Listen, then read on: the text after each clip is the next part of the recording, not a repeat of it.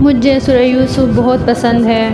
قرآن پاک میں اللہ تعالیٰ نے اسے بہترین سرگزشت کہا ہے۔ میں بار بار اس سورت کو پڑھنا چاہتی ہوں۔ اس سورت میں زندگی کا قرینہ سکھایا گیا ہے، ہر رشتے کی حقیقت دکھائی گئی ہے۔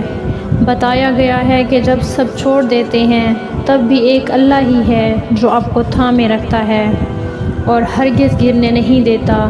جب بھی کوئی میرا دل دکھاتا ہے تو میں سورۃ یوسف پڑھ لیتی ہوں۔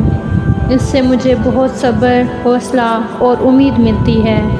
مجھے یقین ہونے لگتا ہے کہ جس طرح اللہ تعالیٰ نے حضرت یوسف علیہ السلام کو سخت آزمائش میں تنہا نہیں چھوڑا تھا، بالکل ایسے ہی وہ اللہ مجھے بھی تنہا نہیں چھوڑے گا۔